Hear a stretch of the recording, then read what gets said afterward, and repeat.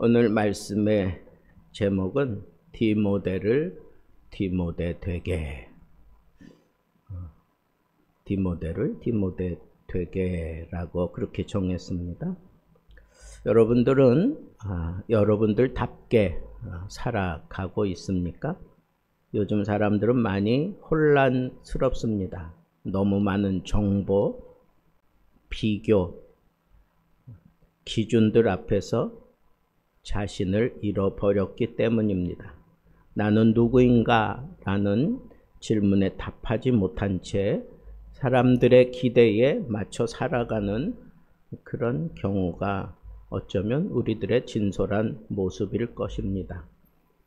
디모데도 마찬가지입니다. 복음을 위해 헌신했지만 시간이 흐르며 점점 위축되고 담대함을 잃어가는 그런 지경에 있었습니다. 그를 바라보고 있는 바울은 단호하게 그러나 사랑을 담아서 이렇게 얘기하고 있는 겁니다. 디모데야, 너는 디모데로 살아야 한다. 오늘 우리에게도 하나님은 말씀하십니다. 내가 너를 지명하여 불렀고 너는 내 것이다. 우리는 하나님 앞에서 우리답게, 나답게 살아가야 합니다. 자, 그러면 바울은 디모데를 디모데답게 만들기 위해서 어떻게 지시를 하고 있을까요?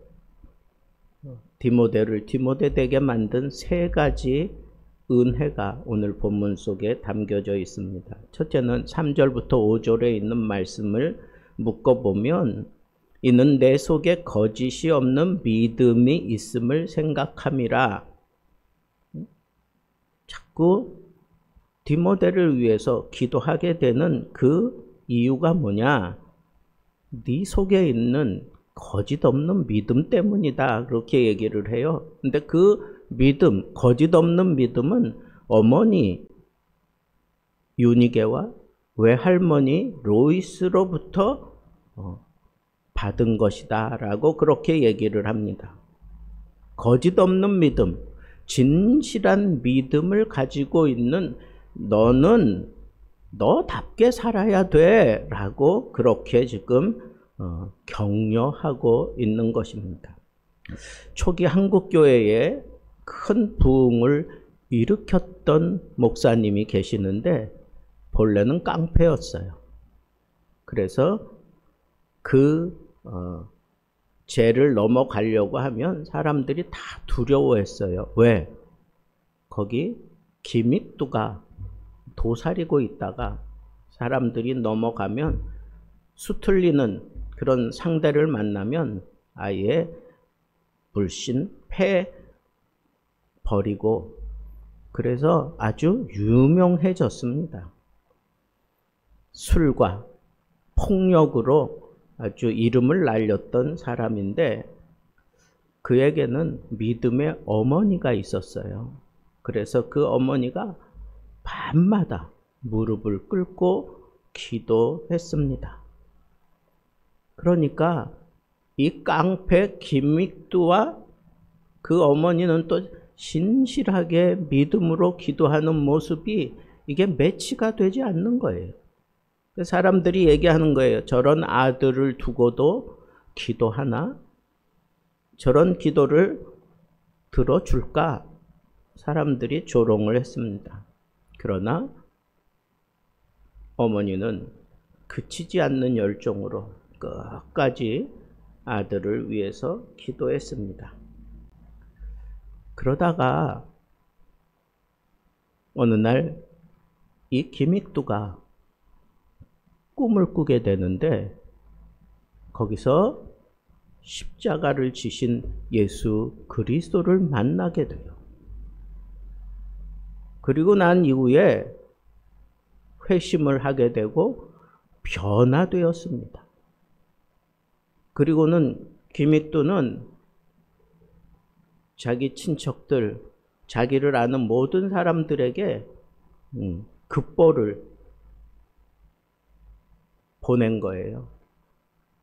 뭐라고 보냈느냐 하면 김익두 사망, 부고 편지를 다 날려버렸어요. 그래서 그래도 못된 녀석이지만 그래도 장례는 치러야 되니까 그러면서 아름아름 아는 사람들이 다 몰려 들어왔는데 앞에 조등도 걸려 있지 않고 방안이 환하게 밝혀져 있는 거예요. 사람들이 그 방문을 쫙 열었는데 보니까 멀쩡하게 살아있는 거예요. 사람들이 웅성웅성거리면서 이게 또 무슨 짓거리를 하는 거냐 그러면서 막 그럴 때 김육도가 모여든 사람들 앞에서 이렇게 외쳤습니다. 예수님 만나기 전에 김익두는 죽었습니다. 나는 예수님 때문에 새로 태어난 김익두입니다. 라고 그렇게 외쳤습니다. 여러분, 이 김익두 목사에 대한 일화는 참 많습니다. 여러분, 하나님께서 하나님의 자녀답게 살아가게 만들기 위해서 중요하게 보는 게 그 믿음의 뿌리를 보시는 거예요. 믿음의 뿌리를. 여러분, 많은 사람들이 굉장한 체험을 하고 그걸 간증하고 그러지만 사실 성경이 주목하는 사람은 어떤 사람인가? 어떤 배경을 가지고 어떤 기도의 후원을 받으며 어떤 믿음의 유산을 받고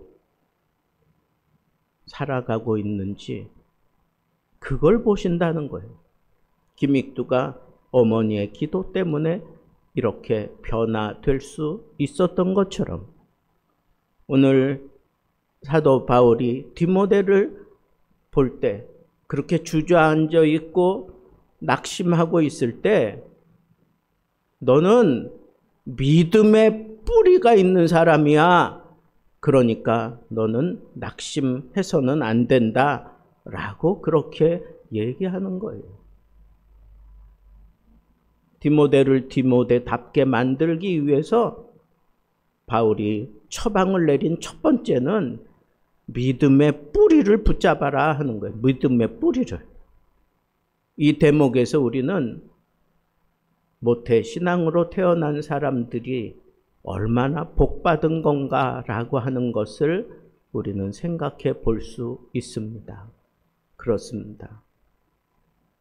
어머니의 그 뜨거운 눈물이 있는 한, 그렇게 뿌려댄 그 뜨거운 눈물이 있는 한, 하나님은 그 사람을 그냥 그렇게 놔두시지 않습니다. 믿음의 뿌리를 다시 붙잡아야 합니다. 그래야 내가 제대로 회복될 수가 있습니다. 두 번째는 6절에 보니까 하나님의 은사를 다시 부릴 듯 일게 하라, 그런 표현이 있습니다. 디모데는 바울의 안수로 사역의 은사를 받았습니다. 디모데가 사역하는 데 있어서 당당할 수 있고 그리고 힘있게 감당할 수 있도록 바울이 안수할 때 성령의 은사가 이 디모데에게 막 쏟아졌던 것을 우리는 생각해 볼 수가 있습니다. 그런데 스승은 떠나가고 그 거친 목회 현장에 젊은 사람이 비위도 약한, 그리고 그는 여러 가지 많은 그런 약점을 가지고 있었던 터라 또 나이 많은 사람들을 지도해 간다는 게 그렇게 쉽지 않아서 그는 자꾸 소진되는 거예요. 힘들어지는 거예요. 너무너무 괴로워지는 거예요. 그래서 그는 자꾸 다운되어 가고 있는 게 바울의 눈에 보였던 거예요. 그래서 편지를 쓰면서 이렇게 얘기를 하는 거야. 내가 너에게 안수할 때 하나님이 주셨던 그 성령의 은사를 다시 부릴 듯 일게 만들어라, 그렇게 얘기를 하고 있어요. 그래야 낙심과 그 실패, 그런 의식에서 벗어날 수 있다라고 얘기하는 거예요. 다시 불 붙게 하라. 꺼졌다고 포기하지 말아라. 아직 불씨는 남아 있어. 그렇게 얘기하는 것과 같습니다. 1850년 1월 6일 그 당시 15살이었던 찰스 스펄전이라는 소년이 너무 많은 그 눈이 와서 그 폭설로 인해서 교회를 갈 수가 없어서 가까운 그런 교회에 들어가게 됩니다. 원시 감리교회라고 하는 그 교회에 들어갔는데 마침 그 교회에도 예정된 설교자가 그 시간에 오지 못했을 때 그냥 우왕좌왕하지 않고 그 중에 어떤 젊은 집사가 일어나서 이렇게 외쳤습니다. 예수님을 봐라. 예수님을 바라봐라. 그리하면 구원을 얻으리라. 예수님을 바라봐라. 자꾸 이 얘기만 계속 반복하는 거예요. 그런데 준비되지 않은 사람이 갑자기 설교를 하려고 하니까 제대로 갖추어서 설교할 수 없었는데 이 젊은 집사가 외치는, 아주 열정적으로 외치는 그 말씀에 이 스펄전, 15살 난 이 스펄전이 크게 감동을 입어요. 크게 도전을 입어요. 그리고 그날 회심하게 돼요. 하나님의 은혜에 사로잡히게 되고 성령의 능력이 그를 온전히 지배하게 되는 그런 역사가 일어나게 됩니다.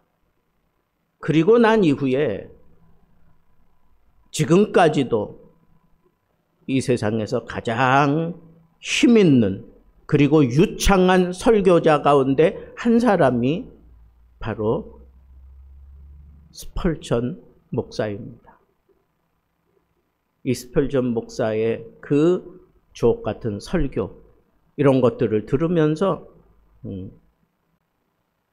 나라가 들썩이는, 그래서 설교의 황태자다라고 하는 그런 별명 얻을 정도로 그가 회심과 더불어 이런 특별한 성령의 은사도 함께 받았던 것을 우리는 알 수가 있습니다.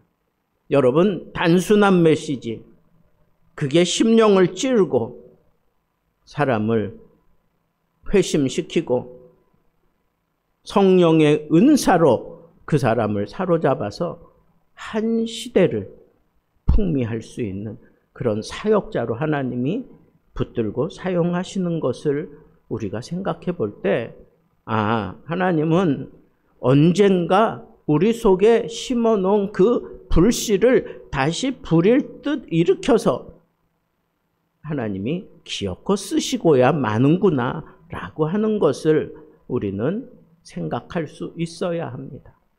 그래서 우리가 다시 내가 정말 하나님 앞에서 사명자로, 하나님 앞에서 하나님의 자녀로 온전히 살아가기 위해서 첫째는 믿음의 뿌리를 붙잡아야 되고, 두 번째는 나에게 주신 이 성령의 은사를 불일 듯 일으키라고 하는 거예요. 불일 듯 일으켜라. 말씀 앞에서 스펄전이 녹아진 것처럼 말씀을 통해서, 예배를 통해서, 기도를 통해서, 찬양을 통해서, 헌신을 통해서, 전도를 통해서 어떤 모습이든지 간에 하나님께서 우리에게 허락하신 이 성령의 은사가 불일 듯 일어나도록 하나님께서 우리를 그렇게 기대하고 계신다고 하는 이 사실을 생각하고 나도 이 성령의 은사를 부릴 듯 일으켜야 되겠다 하는 이런 깨달음과 이 도전을 가지고 살라고 하는 거예요. 그냥 이래도 좋고 저래도 좋고 그냥 시간 때우다가 그냥 돌아가는 그런 예배가 아니라 남들 어찌하든지 내가 하나님 앞에서 예배드리는 이 시간, 하나님 나에게 은혜 베풀어 주시고 나에게 역사하셔서 이미 나에게 허락하신 이 성령의 은사에 불을 지피시고 불일 듯 일어나게 해 주옵소서라고 그렇게 기도할 수 있어야 하겠습니다. 마지막 세 번째는 복음을 부끄러워하지 말고 복음과 함께 고난을 받으라고 그렇게 8절에 얘기하고 있습니다. 지금 바울은 감옥에 갇혀 있어요. 복음을 전하다가 붙잡혔고 순교를 앞두고 있습니다. 이런 상황에서 그는 디모데에게 야, 내가 갇혔다고 너 부끄러워하지 말아라. 오히려 복음과 함께 고난을 받아라. 그렇게 얘기하고 있어요. 여러분, 이게 중요하다는 거예요. 내가 복음과 함께 고난 받을 수 있는 그런 자리에까지 들어가면 이미 하나님이 나를 아주 강력하게 사용하시고 계시는 겁니다.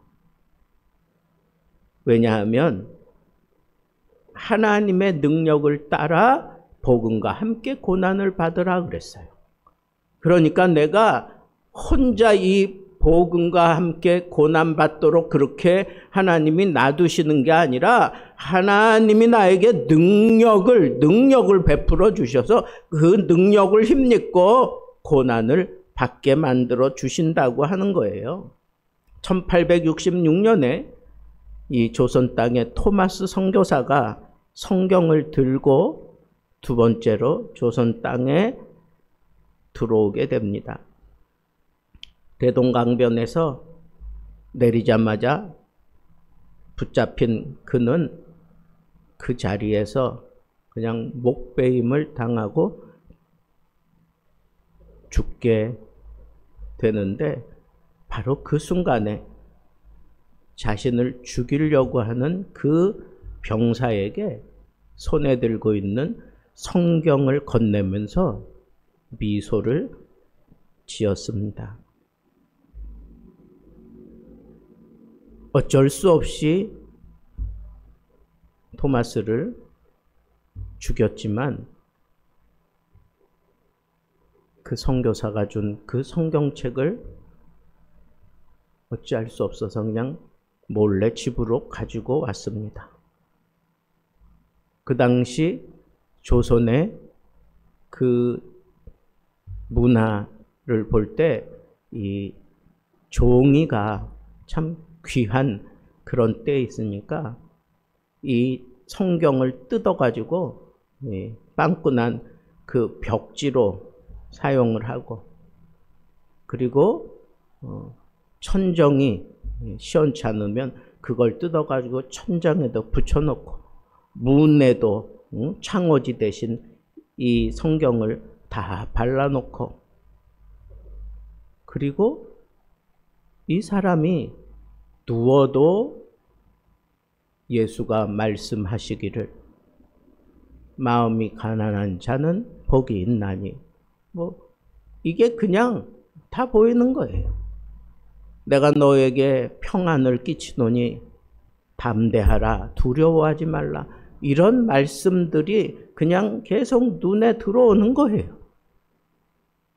그래서 조선 초기 그 역사에 보면 선교 역사에 보면 바로 그 사람이 예수 그리스도를 영접하게 되는 그런 놀라운 역사가 일어나게 됩니다. 처음에는 예수 믿는 것을 사람들이 두려워하고 부끄러워했어요. 조선시대에 계속 예수 믿는 사람들을 핍박했으니까.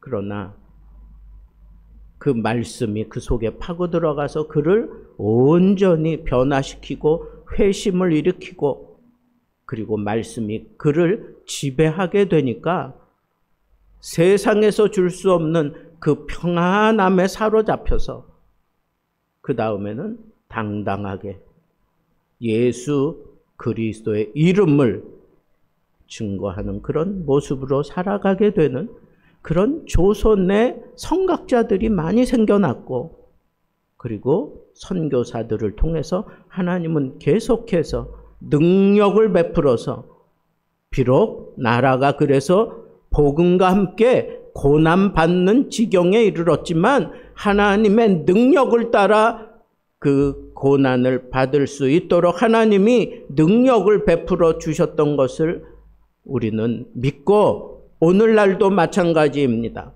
우리도 복음을 위해 말해야 되고 선택해야 되고 불편함을 감수할 수 있어야 됩니다. 그 길에 담대하게 설 때 우리는 비로소 디모데가 디모데답게 된 것처럼 우리도 우리답게 되고 내가 나답게 하나님의 사람으로 살아가게 되는 것입니다. 바울은 사랑으로 그러나 힘있게 외쳤습니다.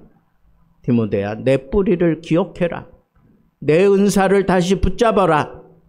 복음을 부끄러워하지 말고 하나님의 능력을 따라 복음과 함께 고난을 감당하라. 이 세 가지 디모데에게 얘기하면서 디모데를 디모데에게 그렇게 만들려고 했던 이 말씀을 그대로 우리에게 적용해서 너도 내 이름에 걸맞게 살아라.